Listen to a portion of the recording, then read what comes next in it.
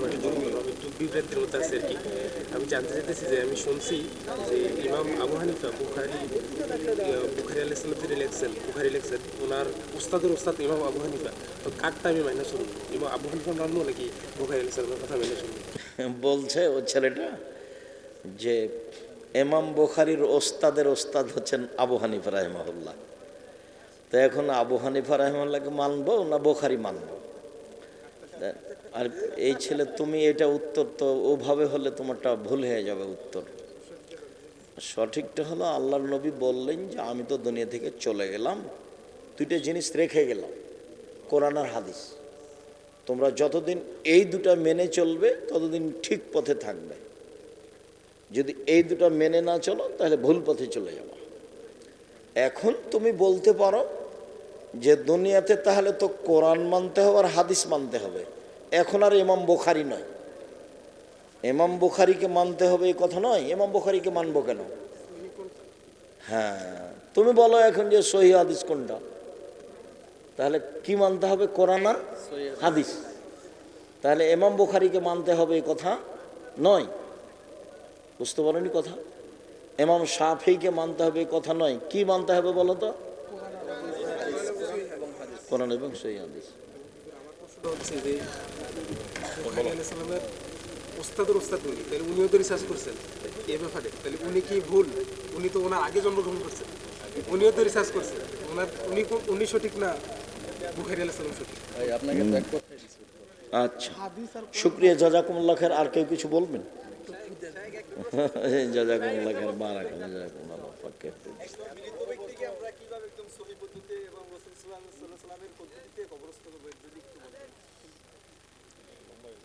মরার সাথে সাথে সাদা কাপড় দিয়ে ঢেকে দিতে হবে। তারপরে পানিতে বড়ইয়ের পাতা দিয়ে পানিটা গরম করে ওকে বাম কাতে রেখে শরীর থেকে কাপড় সরিয়ে দিয়ে পুরো শরীরটা ভিজিয়ে বড়ইয়ের পাতার ওই পানি গরম দেয়, তারপরে সাবান দিয়ে গোটা শরীরটাকে ভালো করে ডলে ডলে ধুয়ে ফেলতে হবে হাত দিয়ে 3 বার পুরো শরীর। এ হলো ধোয়া। তারপর ওকে আবার বাম কাতে করে ডান কাত থেকে আগে ধোয়া শুরু করতে হবে। আগে অজু দিতে হবে, নাক কানগুলো একটু যেভাবে অজু করে এই যেটা ধুয়ে দেওয়া, মুখটা ধুয়ে দেওয়া, নাকে একটু ভিজা আঙ্গুল দেওয়া, মুখে একটু ভিজা আঙ্গুল দেওয়া, পা দুটো ধুয়ে দেওয়া। তারপরে বাম কাতে রাখা, ডান দিক ধুয়ে আবার ডান কাতে রেখে বাম দিক ধুয়ে। এ হলো 3 বার করতে হবে, একটু লম্বা সময় লাগবে। 3 বার করার পরে গাও হাতটা মুছিয়ে দিয়ে 3টা কাপড় বিছাতে হবে, কাফন। 3টা কাপড় বিছিয়ে 3টাই সমান হলে সমস্যা নেই, ছোটো বড় হলে সমস্যা নেই। লাশটা উঠিয়ে দিয়ে দুদিক থেকে কাপড় উঠিয়ে কাফন করতে, এই পদ্ধতি। কবরস্থ লাশটা নিয়ে যাবে, আগে পানা আগে মাথায় এই হিসাবের দরকার নাই। মানুষ আগে গেল না পিছিয়ে গেল এটার দরকার নেই। কবরে রাখলো কখন, আগে না পরে, এগুলোর হিসাব নাই।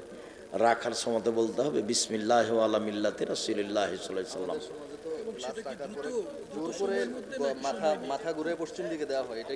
লাশকে কেবলামুখী করতে হবে নয়, গোটা লাশকে ডান কাতে রাখতে হবে।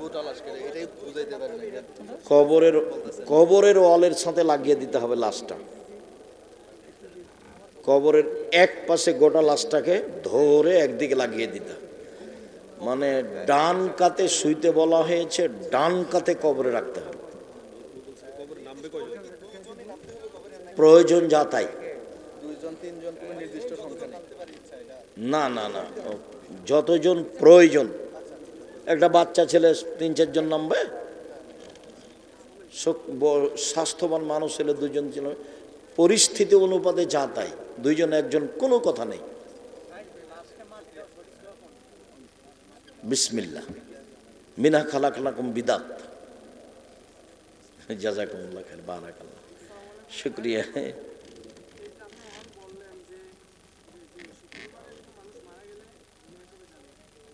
হিন্দু যদি কবরের শাস্তি হবে না, হিন্দু যদি মারা যায়, তুমি অত আরো আগে যাও না, আমি তো বললাম হিন্দু। হিন্দু যদি মারা যায় ওই দিক যেতে হবে না। ভালো ধারণা রাখতে হবে, আল্লাহ ভালো জানে। খারাপ মানুষ শুক্রবারে মেরে গেলে জান্নাত পেয়ে যাবে এটা কথা নয়। এক শ্রেণীর মানুষ আছে আল্লাহর হিসাবে যারা জুমার দিন মারা গেলে পাপ থাকলেও আল্লাহ তাকে কি করে দেবেন? মাফ করে দেবেন, ক্ষমা করে দেবেন।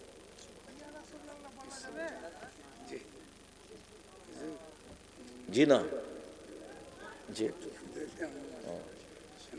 আচ্ছা, শুক্রিয়া, জাযাকুমুল্লাহ খায়ের। আল্লাহ আমাদের যারা মারা গেছে তুমি তাদের কবরের শাস্তি মাফ করো। রাসূল সাল্লাল্লাহু আলাইহি সাল্লামের পিতামাতা কবর থেকে উঠে ইসলাম গ্রহণ করেছেন, এটা ডাহা মিথ্যা কথা, নগদ মিথ্যা, ধর্ম পাগল হয়ে গেছে। আল্লাহ আমাদের যারা মারা গেছে তাদের তুমি, আল্লাহ রাসূল তার জন্য ক্ষমা চাওয়ার অনুমতি পাননি। আল্লাহ রাসূল নিজে বললেন আমার মায়ের ক্ষমার জন্য বলি, বলে হবে না। বুখারী মুসলিমের হাদিস।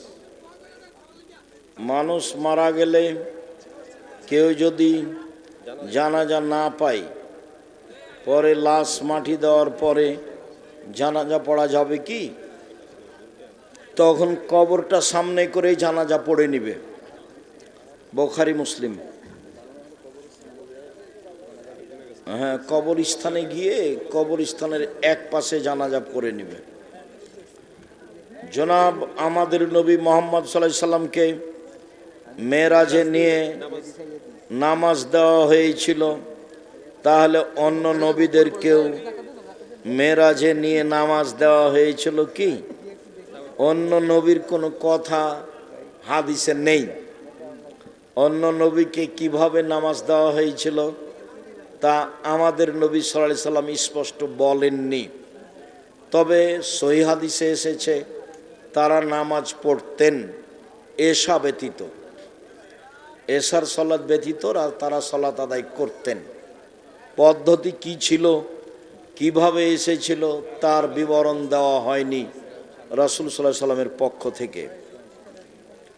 জনাব হযরত মুহাম্মদ সাল্লাল্লাহু আলাইহি সাল্লাম জীবিত থাকা অবস্থায় কোনো এক সাহাবী হাদিস লেখার অনুমতি চাইছিল, মুহাম্মদ সাল্লাল্লাহু আলাইহি সাল্লাম অনুমতি দেয় নাই। তাহলে মুহাম্মদ সাল্লাল্লাহু আলাইহি সাল্লাম মৃত্যুর 223 বছর পর হাদিস লেখা হয়, তাহলে হাদিস লেখার অনুমতি কে দিল? তুমি পড়াশোনা না জেনে এটা লিখলে কেন? বা তোমাকে কে লিখতে বললো? বকাঠে ছেলে। কত হাদিস আছে আল্লাহ রাসূল নিজে লিখতে বলছেন হাদিস। এই যে আব্দুল্লাহর বই কিনো, আমরা হাদিস মানতে বাধ্য। আছে, গাড়িতে আছে, আব্দুল্লাহর বই কিনো, হাদিস মানতে বাধ্য। যারা সজল যে বলছে যে আব্দুল্লাহর কাছে পরাজয় বরণ করেছে, ওই যে সজল লন্ডনে থাকে না, রোশন সজল না কি যেন ওর নাম, বলছে শুধু কোরআন মানতে হবে। কোরআন যে মানতে হবে তার প্রমাণ কি? কে বলল কোরআন মানতে হবে? কোরআন তো অনেকদিন পরে লিখা হয়েছে, ছাপা হয়েছে। কোরআন মানতে হবে তার প্রমাণ কি? আল্লাহ বলছেন ইয়াহদি বিহি কাসীরা ওয়া ইউদিল্লু বিহি কাসীরা। বহু মানুষকে আল্লাহ কোরআন দিয়ে ভ্রান্ত করেন, কোরআন দিয়ে হেদায়েত করেন। এই শ্রেণীর মানুষদের পাপ নেকি ওজন হবে না। যারা এগুলো বলে সজলের মতো। আল্লাহর নবী হাদিস লিখতে বলেছেন, সাহাবীগণ ধরে রেখেছেন, লিখে রেখেছেন। আব্দুল্লাহ ইবনে উমর লিখতেন আর আবু হুরায়রা রাদিয়াল্লাহু আনহু মুখস্থ করতেন। শায়েখ কবরে নাকি মুনকার নাকির ফেরেশতা আসবে সওয়াল জবাব নেওয়ার জন্য। কোরআনে নাকি মুনকার নাকির ফেরেশতার নাম নেই। কোরআনে আছে কেরামান কাতেবিন, সম্মানিত লেখক, আর হাদিসে তাদের নাম উল্লেখ হয়েছে। তার মানে তুমিও মনে হয় সজলের বন্ধু হতে পারো। তোমার পাপ নাকি ওজন হবে না যদি এই আকীদা থাকে। তাহলে তোমার মুখ এবং হাত ধরে তোমাকে একবারে জাহান্নামে নিক্ষেপ করা হবে। বেকুফ, জায়গা পাও না। তোমার নেতাকে বলে দাও আব্দুর রাজ্জাক আপনার ব্যাপারে এভাবে বলেছে, আব্দুর রাজ্জাক বিন ইউসুফ। জনাব কোরআনে আছে হায়াত 2 বার, মৃত্যু 2 বার। তাহলে কবরে যদি জিন্দা করে সওয়াল জবাব নেওয়া হয়, তাহলে হায়াত আবার মৃত্যু কতবার হয়? তুমি গুনে দেখো কতবার হয়। একবার ছিল, শুক্রকীট ছিল, তখন মরা ছিল, জীবিত হয়ে দুনিয়ায় এসেছে, একবার জীবিত হয়েছে, আবার মারা যাবে, মারা গেছে, আবার জীবিত হয়ে উঠবে। তাই আল্লাহ কোরআনে বলেছেন দুবার মরা, দুবার জীবিত হওয়া। জনাব, মানুষ মৃত্যুর পর থেকে জান্নাত জাহান্নাম এর ফয়সালা দেওয়া হয় নাকি? হাসরের মাঠে বিচারের পর জান্নাত জাহান্নামের ফয়সালা দেওয়া হয়। ফয়সালা পৃথিবী সৃষ্টির 50,000 বছর পূর্বে দেওয়া হয়েছে। ওইটা তার তাকদির অনুযায়ী তার গতিবিধিতে বাস্তবায়ন হবে। পৃথিবী সৃষ্টির 50,000 বছর পূর্বে 4টে জিনিস লেখা আছে: হায়াতাহা ও মৌতাহা ও রিস্কা মাসায়বা। তার জীবন, তার মরণ, তার রুজি, তার রোগ ব্যাধি। এই জন্য তো আমি করোনা মানিনি। সারা দুনিয়া যদি একদিকে হয়, আমি আব্দুর রাজ্জাক বিন ইউসুফ করোনা মানব না। কিয়ামত পর্যন্ত যদি আর কোনোদিন কাবা ঘরে পরস্পর না দাঁড়ায় পায়ে পা মিলিয়ে, আমি বলবো না যে এটা জায়েজ। কেন? ফাঁকা ফাঁকা করে 3 ফুট পর পর দাঁড়ানো বৈধ করতে হলে আবার মোহাম্মদ সাল্লাল্লাহু আলাইহি সাল্লামকে আসতে হবে। তার চেয়ে করলেন আমি বেশি বুঝলে তাহলে তো উল্টা হয়ে গেল। আমরা ওরকম ধর্ম মানি না। আমাদের নাম মুসলিম, আমাদের ধর্মের নাম ইসলাম। আমরা বিশ্বাস করি আল্লাহ আছে, আমরা বিশ্বাস করি আমাদের নবী ছিলেন মোহাম্মদ সাল্লাল্লাহু আলাইহি সাল্লাম। আমরা এভাবেই সাক্ষ্য দিয়েছি। আমরা বিশ্বাস করি মানুষের মরণ হবে, কবরের শাস্তি হবে, কবরে ভালো থাকবে, পুনরায় জীবিত হবে, ভাগ্য আছে, জাহান্নাম জান্নাত আছে। আমরা এভাবে বিশ্বাস করি, এভাবেই মরতে রাজি। তুমি তোমার মতো মরগা, তাতে আসে যায় না। আমরা কোনভাবে মরতে চাই? আল্লাহ, সেটা আমরা বিশ্বাসী যে আল্লাহ আছেন। আমাদের নবীর নাম মুহাম্মদ সাল্লাল্লাহু আলাইহি সাল্লাম। মানুষের মরণ হবে, কবরে শাস্তি সুবিধা আছে, বিচারের মাঠে মানুষ উঠবে, মানুষের পাপ নেকি ওজন হবে, জাহান্নাম জান্নাত আছে। আমরা এভাবে বিশ্বাস করি, এভাবে বিশ্বাস করব। দেহে শ্বাস থাকাকালীন পৃথিবীর কোনো সমস্যা আসলেও এখান থেকে ফিরে যাব না ইনশাআল্লাহ। এইভাবে আমরা ভাগ্যকে বিশ্বাস করি, এইভাবে আমরা আল্লাহকে মেনে চলি। যা হবে হবে, আমরা এটা মেনে নিয়েছি, এরই উপরে থাকবো ইনশাআল্লাহ। জি জনাব, আল্লাহ সকল আকারের স্রষ্টা, আল্লাহ নিজে নিরাকার। এই কথাটি এনায়েতুল্লাহ আব্বাসী বলেছেন। আমি কারোর নাম বলতে চাই না। আল্লাহ নিরাকার নন, আল্লাহর আকার আকৃতি আছে। আমরা কোরআন হাদিসে তার যেভাবে আকার আকৃতির কথা এসেছে সেভাবে মানি। তোমার চলে না, তুমি মানিও না। আমি কারোর নাম নিয়ে কথা বলতে রাজি নই। আপনাকে বলতে হতো জনৈক আলেম বলেছে, তাহলে আমি খুশি হতাম। আমার জীবনে আমি কোনোদিন কারো প্রতিশোধ নেব না। সে আমার যা বলবে বলবে, গালি দিয়ে ভরে ফেলে দিলেও আমার জীবনে আমি কোনোদিন কারো বদনাম করব না। এটা আমার ত্যাগ ইনশাআল্লাহ। যা হবে হবে, কি হবে আমি চিন্তা করি না। যা হবে হবে, মানুষের বদনাম করব না। আমাকে গালি দিয়ে ভরে ফেলে দিলেও।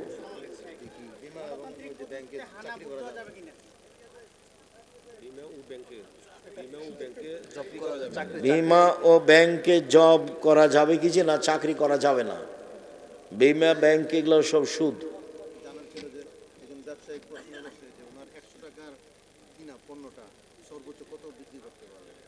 চলন্ত বাজারে যদি 100 টাকা দিয়ে কিনেছে, 500 টাকা দেওয়া হয়, 1000 টাকা দেওয়া তবু যায়, যদি প্রতারণা না হয়, কোনো সমস্যা নেই। আল্লাহ রাসূল একজন সাহাবীকে বললেন যে কুরবানির জন্য একটা ছাগল কিনে নিয়ে এসো। তখন সাহাবী বাজারে গিয়ে 1 টাকা দিয়ে একটা ছাগল কিনেছে, তাকে 2 টাকায় বিক্রি করেছে বাজারে আর এক মাথায় দিয়ে। আবার 1 টাকা দিয়ে ছাগল কিনেছে, টাকাও ফিরে নিয়ে এসেছে। আল্লাহ রসুল খুশিয়ে বলছেন, বারাকাল্লাহু ফি তিজারাতিকা, আল্লাহ তোমার ব্যবসায় বরকত দান করুক। খুশি হয়ে গেছেন। তো এটা ডবল দামে বিক্রি ছিল, চলমান বাজার। ওই জন্য জেনে শুনে প্রতারণা না দেয়।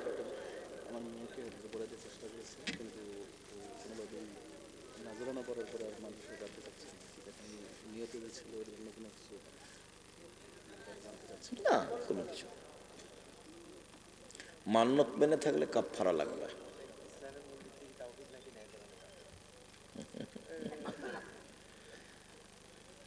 তাওহীদ তো অবশ্যই, তাওহীদ দিয়েই নাই পড়ানো। তাওহীদ ছাড়া কি আর মূল ভিত্তি আছে?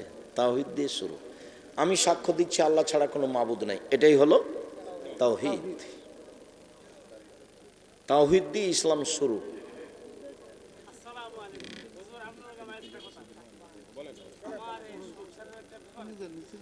আমার দাদা মারা গেছে, আমার দাদার আগে তারা বলতেছে এই কথা বইলা, তারা বলছে দাদার আগে করলে তার নাতি কিছু পায় না। এটা কি কোরআন বলা আছে? এটাই সত্য কিনা আপনারা বোঝান তো দেখি। কেউ বুঝাই দেন। আমার দাদা মানে রাগেন আপনি, রাগেন আর আপনি রাগেন। মানে আপনার ওই ছেলের আগে বাপ মারা গেছে, আরে বাপের আগে ছেলে মারা গেছে, তার ছেলে সন্তানরা নাকি সম্পত্তি পাবে না। জি, বাপ থাকতেই যদি ছেলে মারা যায়, তাহলে ওই ছেলের যেগুলো ছেলে মেয়ে আছে সে তার দাদার জমি পাবে না।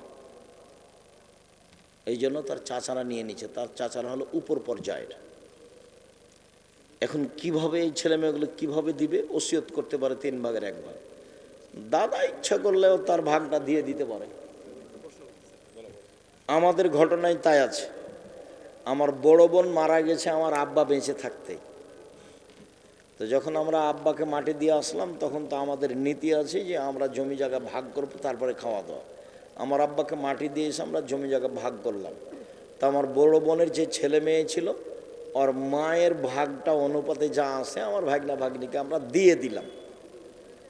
এটা আমাদের সমাজ দেয় না, এটাই মানে দিতে হবে, বাধ্য নয়। ওরা অসহায় মানুষ, দিয়ে দেওয়াই ভালো হবে। দিলে আপনারা নেকি পাবেন।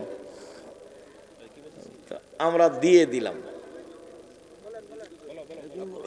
স্কুল আছে, চলমান school, Chittagong, Agrabad, English medium, চলমান স্কুল ইংলিশ মিডিয়াম আপনার মিরপুর 12।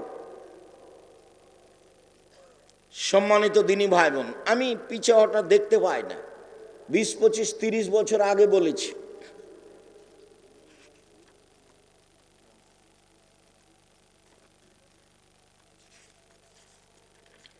মানুষের বানানো দোয়া 25-30 বছর আগে বলেছি। এই 90 সাল থেকে এখন পর্যন্ত 36 বছর চলছে, বলেছি যে এটা মানুষের বানানো দোয়া। কেউ বলে না যে আব্দুল হিসেব না, ওটা রাসূলের বলা দোয়া। কেউ বলে না। ওই 1 পৃষ্ঠার যেটা দোয়া থাকে এতে দেয়নি মনে হয় না, কোনো দিকে দিয়েছে নাকি, ছোটটা দিয়েছে 3 লাইনেরটা, মানুষের বানানো। ওমর রাদিয়াল্লাহু তাআলা বেঁচে থাকলে শতকরা 95 জন হুজুরের আজীবন জেল হতো। বক্তব্য একটা জগৎ যেখানে বিদ্যা লাগে না, অবাক হতে হয় আমাকে। এখন আমিও টুকটাক এই মাঠে আছি, তেমন পড়াশোনা না জানলেও, যার কারণে আমি না সামনে বাড়তে পারছি, না পিছে হটতে পারছি, না এটাকে বন্ধ করতে পারছি, না এটাকে চালু রাখতে পারছি। আর আপনাকে দেখলে আমার কষ্ট হয়। মহিলা মানুষ হ্যাঁ করে গল্প করতে করতে আসলো আর চলে গেছে। তো কি হিন্দুর মেয়ে? চলে গেল কেন? ও তো আপনারই মেয়ে। ও কি হিন্দুর স্ত্রী? ও তো আপনার স্ত্রী। চলে গেল কেন? যাবে কেন? কি দেখাতে চাই? ছোটনার লোকেরা তো এলাকার দিনের জন্য এই কাজ করছে। কিছু করতে না পারে, মাদ্রাসা যখন চালু করতে পারেনি তখন বলছে অন্তত একটা জালসা চালু করি, মানুষজন কোরআন হাদিস শুনবে একটু। তো মানুষজন কোরআন হাদিস শুনবে বলেই তো এই পদক্ষেপ। তা আপনি বাড়ি চলে গেলেন কেন? কিছুক্ষণ অপেক্ষা করলেন না কেন? আপনি মহিলা মানুষ, আপনার শরম হলো না কেন? কি সমস্যা? দেবরের সাথে এসেছিলেন, গল্প করতে অসুবিধা হলো, আবার চলে গেলেন। এটা তো কুমিল্লা বাড়ি ঘেরা লাগে না, সাতক্ষীরার মতো। বহুদিন বলেছে মাঠে যে ভুইসার করে এসেছিলাম, ভিতরে গেলাম তো বলছে এটা বাড়ি। তো আমি যে কোন দিক দিয়ে ঢুকলাম? বাড়ি হলে দরজা লাগবে না? কি খবর ভাইজান? কই যারা আপনারা আছেন, বাড়ি হলে দরজা লাগবে না নাকি? এটা বাহির দরজা লাগবে, যেটাতে সালাম দিয়ে ঢুকতে হবে। রাসূল সাল্লাল্লাহু আলাইহি সাল্লাম বলছেন 3 শ্রেণীর মানুষের জিম্মেদার আল্লাহ। এক, যে দরজায় সালাম দিয়ে ঢোকে, তার জিম্মেদার কে? আল্লাহ। তা আপনার দরজায় না তো সালাম দিবেন কোথায়? তা আল্লাহ জিম্মেদার হবে কেমনে? 2, যে সালাত আদায়ের জন্য বাড়ি থেকে বের হয়েছে, বাসায় ফিরে আসা পর্যন্ত তার জিম্মেদার আল্লাহ। 3, যে যুদ্ধের পথে বের হয়েছে, জেহাদের পথে, বাড়িতে ফিরে আসা পর্যন্ত জিম্মেদার আল্লাহ। যদি মারা যায় জান্নাত, জিম্মেদার আল্লাহ। যদি ফিরে আসে অনেক বড় সফলতা। সালাম দিয়ে ঢুকবে বাড়িতে, যতক্ষণ আছে জিম্মেদার আল্লাহ। যদি বেঁচে থাকে অনেক ভালো, যদি মরে যাই তাহলে পাপ ক্ষমা, ও তো আল্লাহ জিম্মেদার। তো সালাম দিয়ে যে ঢুকবেন, তো বাড়ির দরজায় তো নাই, সালাম দিবেন কোথায়? ভুল হিসাব। আগামীকাল সন্ধ্যা হতে হতে বাড়ির চতুর্দিক ঘেরবেন, একটা দরজা রাখবেন, ইট দিয়ে হোক, চটছালা দিয়ে হোক, একটা কিছু দিয়ে হোক, সবাই সালাম দিয়ে ঢুকবেন। আপনি বাধ্য। চাঁপাই নবাবগঞ্জের ভাষায় আদেশ, আপনাকে তো সালাম দিয়ে ঢুকতে হবে, আপনার বাপকে ঢুকতে হবে। মানে সালাম দিয়েই বাড়িতে ঢুকতে হবে, এটা আদেশ। নেতারা কথা বলছে বিসমিল্লাহির রহমানির রহিম। জনগণের নেতৃত্ব দিবে ওই এমপি মন্ত্রী, ও মানুষকে সালাম দিতে জানে না। আল্লাহ রাসূল বলছেন সালাম ও কাবলাল কালামে, কথা বলার পূর্বে সালাম। হাদিস সহিহ। আল্লাহ রাসূল বলছেন যে মান কাল্লামা বিগাইরি সালামিন ফালা তুজিবু, কেউ যদি সালাম ছাড়াই কথা বলে, যখনই বিসমিল্লাহির রহমানির রহিম বলে কথা শুরু করলো, তখন মানুষের উচিত হবে হেঁটে চলে যাওয়া। কেন? ও আল্লাহ রাসূল বলছেন যে তার উত্তর নেই। ও কথা বলা শুরু করলো কেন? সালাম ছাড়া। সালাম ছাড়া কথা বলা শুরু করাই অপরাধ। নিজের মুসলমানের পরিচয় দিতে পারেনি। সম্মানিত দিনী ভাই বোন, বলছিলাম এক খেয়ালে চেয়ে থাকবেন। রাসূল সাল্লাল্লাহু আলাইহি সাল্লাম বললেন জান্নাতের দরজা 8টি, তার একটা দরজার নাম রায়ান, মানে পানি পান করলে আর কোনোদিন পিপাসিত হবে না, তার নাম রায়ান। এজা দাখালা আখিরুহুম উগলিকা, যখন শেষ ব্যক্তি জান্নাতে প্রবেশ করবে তখন এই দরজা বন্ধ করা হবে। কথাটি আরো স্পষ্ট করে বলি, বুখারী মুসলিমের হাদিসে এসেছে, মানুষ যখন জান্নাতে প্রবেশ করবে তখন ফেরেশতাগণ ডাকবেন, আসো, যারা দান করেছে এই দরজা দিয়ে আসো, যারা সালাত আদায় করেছে এই দরজা দিয়ে আসো, যারা হজ করেছে এই দরজা দিয়ে আসো, যারা সিয়াম পালন করেছে এই দরজা দিয়ে আসো। আবু বকর সিদ্দিক রাদিয়াল্লাহু তাআলা আনহু বললেন, আল্লাহর নবী, বিচারের মাঠে এমন কোন ব্যক্তি হবে যাকে সব দরজা থেকেই ডাকা হবে? আল্লাহ রাসূল বললেন, হ্যাঁ, তুমি তার মধ্যে। যেটা মূল কথা, সিয়াম পালনকারীর শেষ ব্যক্তি ঢুকে গেলে দরজা বন্ধ করা হবে, তখনও বাকিগুলো খোলা আছে। তার মানে হজ করে সালাত আদায়ের ইতেসাম পত্রিকা আছে, কিশলাই পত্রিকা আছে, মাজালাতু সালাফ আরবি পত্রিকা আছে, অনলাইন আল ইতেসাম টিভি আছে, প্রেস আছে, সব কিছু পরিপূর্ণ হয়ে আছে। আবার জামিয়া সালাফের অধীনে করজে হাসানা আছে, যেটা দেখছেন। জামিয়া সালাফের অধীনে ইন্টারন্যাশনাল ইংলিশ মিডিয়াম স্কুল আছে, চলমান school Chittagong Agrabad English medium, চলমান স্কুল ইংলিশ মিডিয়াম আপনার মিরপুর 12।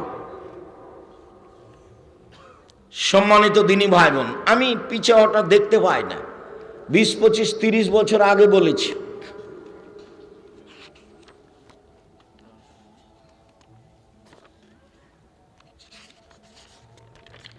মানুষের বানানো দোয়া 25-30 বছর আগে বলেছি, এই 90 সাল থেকে নিয়ে এখন পর্যন্ত 36 বছর চলছে, বলেছি যে এটা মানুষের বানানো দোয়া। কেউ বলে না যে আব্দুল হিসাব না ওটা রাসূলের বলা দোয়া,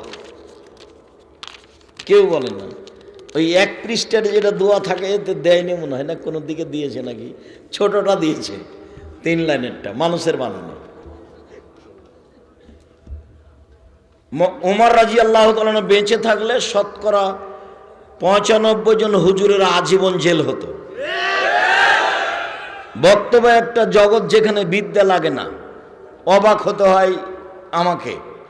এখন আমিও টুকটাক এই মাঠে আছি, তেমন পড়াশোনা না জানলেও, যার কারণে আমি না সামনে বাড়তে পারছি না পিছে হটতে পারছি, না এটাকে বন্ধ করতে পারছি, না এটাকে চালু রাখতে পারছি। আর আপনাকে দেখলে আমার কষ্ট হয়, মহিলা মানুষ হ্যাঁ করে গল্প করতে করতে আসলো আর চলে গেছে। তো কি হিন্দুর মেয়ে চলে গেল কেন? ও তো আপনারই মেয়ে। ও কি হিন্দুর স্ত্রী? ও তো আপনার স্ত্রী। চলে গেল কেন? যাবে কেন? কি দেখাতে চাই? ছোটনার লোকেরা তো এলাকার দিনের জন্য এই কাজ করছে, কিছু করতে না পারে। মাদ্রাসা যখন চালু করতে পারেনি তখন বলছে অন্তত একটা জালসা চালু করি, মানুষজন কোরআন হাদিস শুনবে একটু। তো মানুষজন কোরআন হাদিস শুনবে বলেই তো এই পদক্ষেপ। তা আপনি বাড়ি চলে গেলেন কেন? কিছুক্ষণ অপেক্ষা করলেন না কেন? আপনি মহিলা মানুষ, আপনার শরম হলো না কেন? কি সমস্যা? দেবরের সাথে এসেছিলেন, গল্প করতে অসুবিধা হলো, আবার চলে গেলেন। এটা তো কুমিল্লা বাড়ি ঘেরা লাগে না, সাতক্ষীরার মতো। বহুদিন বলেছি এই মাঠে যে ভুইসার করে এসেছিলাম, ভিতরে গেলাম তো বলছে এটা বাড়ি। তো বলছি কোন দিক দিয়ে ঢুকলাম? বাড়ি হলে দরজা লাগবে না? কি খবর ভাইজান? কই যারা আপনারা আছেন, বাড়ি হলে দরজা লাগবে না নাকি? এটা বাহির দরজা লাগবে, যেটাতে সালাম দিয়ে ঢুকতে হবে। রাসূল সাল্লাল্লাহু আলাইহি ওয়াসাল্লাম বলছেন 3 শ্রেণীর মানুষের জিম্মেদার আল্লাহ। এক, যে দরজায় সালাম দিয়ে ঢোকে, তার জিম্মেদার কে? আল্লাহ। তা আপনার দরজায় না তো সালাম দিবেন কোথায়? তা আল্লাহ জিম্মেদার হবে কেমনে? 2, যে সালাত আদায়ের জন্য বাড়ি থেকে বের হয়েছে, বাসায় ফিরে আসা পর্যন্ত তার জিম্মেদার আল্লাহ।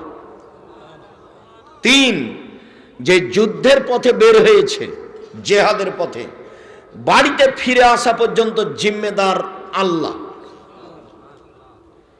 যদি মারা যায় জান্নাত, জিম্মেদার আল্লাহ। যদি ফিরে আসে অনেক বড় সফলতা। সালাম দিয়ে ঢুকবে বাড়িতে, যতক্ষণ আছে জিম্মেদার আল্লাহ। যদি বেঁচে থাকে অনেক ভালো, যদি মরে যাই তাহলে পাপ ক্ষমা, ও তো আল্লাহ জিম্মেদার। তো সালাম দিয়ে যে ঢুকবেন তো বাড়ির দরজায় তো নাই, সালাম দিবেন কোথায়? বহুল হিসাব। আগামীকাল সন্ধ্যা হতে হতে বাড়ির চতুর্দিক ঘেরবেন, একটা দরজা রাখবেন, ইট দিয়ে হোক, চটছালা দিয়ে হোক, একটা কিছু দিয়ে হোক, সবাই সালাম দিয়ে ঢুকবেন। আপনি বাধ্য। চাঁপাই নবগঞ্জের ভাষায় আদেশ, আপনাকে তো সালাম দিয়ে ঢুকতে হবে, আপনার বাপকে ঢুকতে হবে। মানে সালাম দিয়েই বাড়িতে ঢুকতে হবে, এটা আদেশ। নেতারা কথা বলছে বিসমিল্লাহির রহমানির রহিম, জনগণের নেতৃত্ব দিবে ওই এমপি মন্ত্রী, ও মানুষকে সালাম দিতে জানে না। আল্লাহ রাসূল বলছেন সালাম ও কাবলাল কালামে, কথা বলার পূর্বে সালাম, হাদিস সহিহ।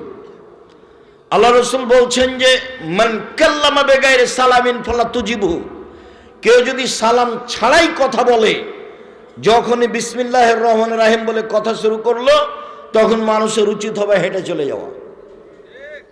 কেন? ও আল্লাহ রাসূল বলছেন যে তার উত্তর নেই। ও কথা বলা শুরু করলো কেন? সালাম ছাড়া।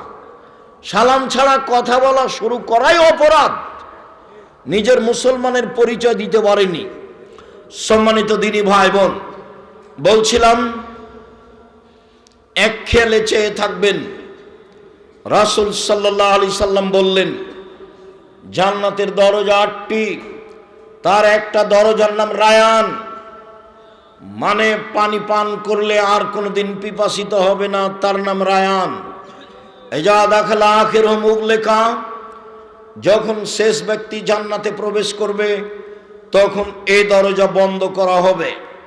কথাটি আরো স্পষ্ট করে বলি, বুখারী মুসলিমের হাদিসে এসেছে, মানুষ যখন জান্নাতে প্রবেশ করবে তখন ফেরেশতাগণ ডাকবেন, আসো, যারা দান করেছে এই দরজা দিয়ে আসো, যারা সালাত আদায় করেছে এই দরজা দিয়ে আসো, যারা হজ করেছে এই দরজা দিয়ে আসো, যারা সিয়াম পালন করেছে এই দরজা দিয়ে আসো।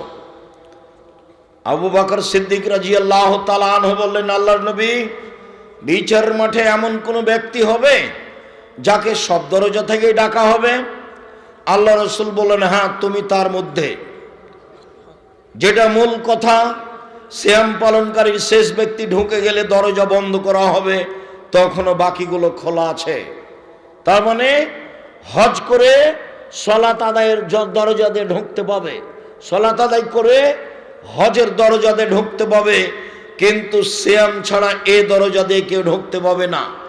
ইবাদতের জগতে সবচেয়ে ব্যতিক্রম দামি ইবাদত হলো সিয়াম। সম্মানিত দিনী ভাই বোন, উমামা বাহিলি রাদিয়াল্লাহু তাআলা আনহু বলেন, রাসূল সাল্লাল্লাহু আলাইহি ওয়াসাল্লামকে তিনি বললেন, মুরনি বিআমালিন, আল্লাহর নবী আমাকে একটা আমলের কথা বলেন যাতে আমি জান্নাতে চলে যাব। আল্লাহ রাসূল বললেন, আলাইকা বিসম ফাইনাহু লা মিসলা লাহু। উমামা, তুমি সিয়াম পালন করো। ইবাদতের জগতে সিয়ামের মতো কোনো ইবাদত নেই। এইটা হলো সিয়াম আর এটা হলো সালাত। কেউ যদি বলে সালাত সিয়ামের মতো তাহলে ভুল হবে। এটা হলো সিয়াম, এটা হলো হজ। কেউ যদি বলে হজ সিয়ামের মতো তাহলে ভুল হবে। রাসূল সাল্লাল্লাহু আলাইহি সাল্লাম বললেন, ইবাদতের জগতে সিয়ামের মতো কোনো ইবাদত নেই। এই ছেলে, অপেক্ষা করো, কিছুক্ষণ অপেক্ষা করো, ধৈর্যের পরিচয় দাও। কি করবা? ধৈর্যের পরিচয় দাও, কিছুক্ষণ অপেক্ষা করো। উমামা বাহিলি রাদিয়াল্লাহু তাআলা আনহু বলেন, আমি আল্লাহর নবীকে বললাম, আল্লাহর নবী একটা আমলের কথা বলেন যাতে আমি জান্নাতে চলে যাব। রাসূল সাল্লাল্লাহু আলাইহি সাল্লাম বললেন, উমামা, আলাইকা বিসম ফাইনাহু লা ইদরা লাহু, তুমি সিয়াম পালন করো। ইবাদতের জগতে সিয়ামের সমপর্যায়ের কোনো ইবাদত নেই। তাহলে হজ সিয়ামের সমপর্যায়ের নয়, তাহলে যাকাত সিয়ামের সমপর্যায়ের নয়, দান খায়রাত সিয়ামের সমপর্যায়ের নয়। এমন কোনো ইবাদত নেই যেটা সিয়ামের সমপর্যায়ের হতে পারে। অতএব ইবাদতের জগতে সবচেয়ে দামি ইবাদত হলো সিয়াম। আব্দুল্লাহ ইবনে উমর বলেন, রাসূল সাল্লাল্লাহু আলাইহি সাল্লাম বলেছেন, কোরআন এবং সিয়াম বিচারের মাঠে মানুষের পক্ষে কথা বলবে। মনে রাখা ভালো হবে, চারটা জিনিস বিচারের মাঠে মানুষের পক্ষে কথা বলবে। এক, আঙ্গুল, যে আঙ্গুলে তাসবিহ গণনা করা হবে, যার কারণে ভুলেও কোনোদিন তাসবিহ দানায় তাসবিহ গণনা করবেন না। তাসবিহ দানায় তাসবিহ গণনা করা বিদআত। তাসবিহ দানায় তাসবিহ গণনা করলে আঙ্গুল বিচারের মাঠে কথা বলবে না। কোনো মুরব্বী যদি বলেন, আব্দুর রাজ্জাক সাহেব, আমি বয়স্ক মানুষ, আঙ্গুলে তাসবিহ গণনা করলে ভুল হয়, ঠিক আছে, আপনার মরা পর্যন্ত যদি একদিনও ঠিক না হয় তবুও নেকি পাবেন। কেন? এটাই রাসূলের পদ্ধতি। আঙ্গুলেই তাসবিহ গণনা করবেন, বিচারের মাঠে আঙ্গুল কথা বলবে। দুই, কালো পাথর হাজরে আসওয়াদ, যদি টাকা বৈধ হয়, বৈধ টাকা দিয়ে হজ করেন, তাহলে কালো পাথর বিচারের মাঠে কথা বলবে। তিন, কোরআন বিচারের মাঠে আপনার পক্ষে কথা বলবে, বিশেষভাবে সূরা বাকারা, বিশেষভাবে সূরা আল ইমরান, বিশেষভাবে সূরা মুলক। সূরা মুলক, 4 শ্রেণীর মানুষের কবরের শাস্তি হবে না। চার শ্রেণীর মানুষের কবরের শাস্তি নেই। এক, নিয়মিত রাতে সূরা মুলক পড়ে যে। দুই, পেট ব্যথায় মারা যায় যে। তিন, জুমার দিন মারা যায় যে। চার, শহীদ হয় যে। দেখি সিরিয়াল দেন তো দেখি, যাদের কবরের শাস্তি হবে না। এক, সূরা মুলক রাতে পড়ে যে 30 আয়াত। দুই, পেটের ব্যথায় মারা যায় যে। তিন,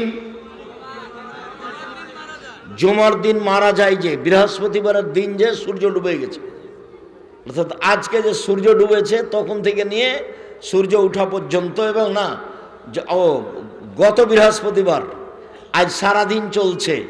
আজকে সূর্য যখন ডুবেছে তখন বন্ধ হয়ে গেছে। সারাদিন সারা রাত জুমার অন্তর্ভুক্ত। যেমনই জুমার দিন সূর্য ডুবে গেছে তেমন শেষ হয়ে গেছে। চালু হয়েছিল কখন বলেন তো? বৃহস্পতিবার দিন যে রাতে চালু হয়েছিল, সারা রাত থেকেছে। জুমার দিন সারা দিন থেকেছে। এই সময়ে মারা গেলে তার কবরের শাস্তি হবে না, এই কথা মুহাম্মদ সাল্লাল্লাহু আলাইহি সাল্লাম বলেছেন। চার, শহীদ হয় যে, তার কবরের শাস্তি হবে না। একটু বাড়ির দিকে যাবেন আর বলতে থাকবেন।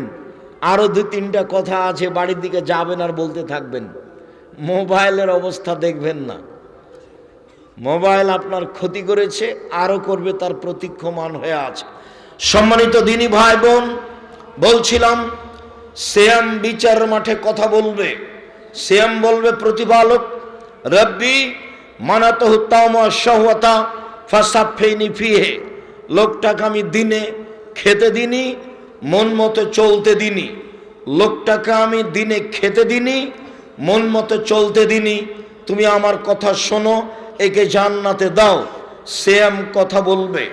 তখন আল্লাহ বলবেন ঠিক আছে, দিলাম।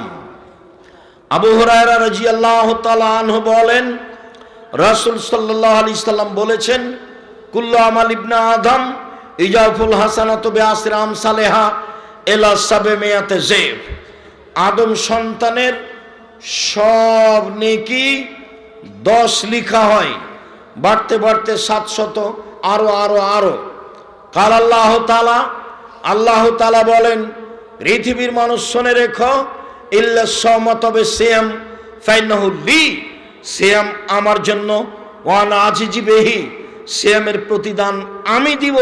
ওয়ালা আজলি ইয়াদা শাহওয়াতুহু তামাহু, আমার কারণেই তো সে 2টা জিনিস ছেড়ে দিয়েছে। এক, দিনে খায়নি। 2, প্রবৃত্তি মেনে চলেনি। প্রবৃত্তি কাকে বলে? দাড়ি প্রত্যেক দিন চাঁচে যে, সে প্রবৃত্তিকে মেনে চলে। দেখি মানে কিনা, কাল থেকে আর দাড়ি ছাঁটবে না। তখন বুঝবো যে ও আর প্রবৃত্তিকে মানে না। হট, প্রবৃত্তি কি জিনিস? ওর 5 পয়সা দাম দিনে, দাড়ি যেভাবে আছে সেভাবেই থাকবে। টাকনোর নিচে প্যান্ট পরবে না। যদি আছে বা যাই, তাহলে বুঝতে হবে ও প্রবৃত্তিকে মেনে চলে। তার মানে ও রোজা থাকে, সিয়াম থাকে না। রোজা মানে উপবাস থাকা, আর সিয়াম মানে বিরত থাকা। মিথ্যা কথায় ব্যবসা করে যে, দাগাবাজি করে যে, জুয়াচুরি করে যে, চাঁদাবাজি করে যে, মানুষকে জেল হাজতে দেয় যে, বদনাম করে যে, গীবাত করে যে, মানুষকে অপমান খাটো করে যে, সে রোজা থাকে, সিয়াম থাকে না। সে রোজা থাকে, সিয়াম থাকে না। সে রোজা থাকে, সিয়াম থাকে না। সে মনের প্রবৃত্তির অনুসরণ করে। আল্লাহ বলছেন, আমি তাকে নিজ হাতে প্রতিদান দিব। কেন? আমার কারণেই তো প্রবৃত্তি ছেড়ে দিয়েছে। আমার কারণেই তো মেয়েটা দেবরের সাথে কথা বলে না, মোবাইলে কারোর সাথে কথা বলে না, প্রবৃত্তি ছেড়ে দিয়েছে। আমার কারণেই তো মেয়েটা নখ কেটে ছোট করে রেখেছে, নখে নেইল পালিশ দেয় না। আমার কারণেই তো সে পুরুষের পোশাক পরে না। যেসব নারী পুরুষের পোশাক পরে, ওদের উপরে অভিশাপ, ওদের উপরে অভিশাপ, ওদের উপরে অভিশাপ। যারা নখ বড় রাখে ওদের উপরে অভিশাপ, যারা নখে নেইল পালিশ দেয় তাদের উপরে অভিশাপ, তারা মনের অনুসরণ করে তারা জাহান্নামে যাবে, তারা রোজা থাকে সিয়াম থাকে না। রাসূল সাল্লাল্লাহু আলাইহি সাল্লাম বলেন, হজবাতিন নার বিশাহওয়াত হজবাতিল জান্নাত বিল মাকারিহ। একটু পানি দিয়ে, জাহান্নামকে ঘেরা আছে মনের ইচ্ছা দিয়ে, জাহান্নামকে ঘেরা আছে প্রবৃত্তি দিয়ে, আর জান্নাতকে ঘেরা আছে নিয়ম নীতি দিয়ে। জান্নাতকে ঘেরা আছে ত্যাগ তিতিক্ষা কষ্ট ক্লেশ অনেক কিছু দিয়ে জান্নাতকে ঘেরা আছে। সম্মানিত দিনী ভাই বোন, আল্লাহ তাআলা বলেন আমি তাকে নিজ হাতে প্রতিদান দিব, এই জন্য যে আমার কারণেই খাদ্য ছেড়ে দিয়েছে, আমার কারণে প্রবৃত্তি ছেড়ে দিয়েছে।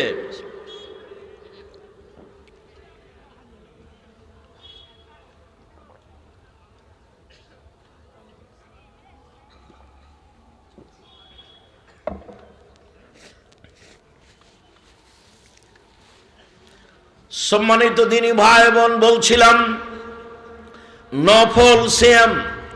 আব্দুল্লাহ ইবনে আব্বাস রাদিয়াল্লাহু তাআলা আনহু বলেন, আল্লাহর নবী মদিনায় আসলেন, দেখলেন ইহুদিরা মুহররমের 10 তারিখে সিয়াম থাকে। আল্লাহর নবী বললেন, মদিনার ইহুদি তোমরা 10 তারিখে সিয়াম থাকো কেন?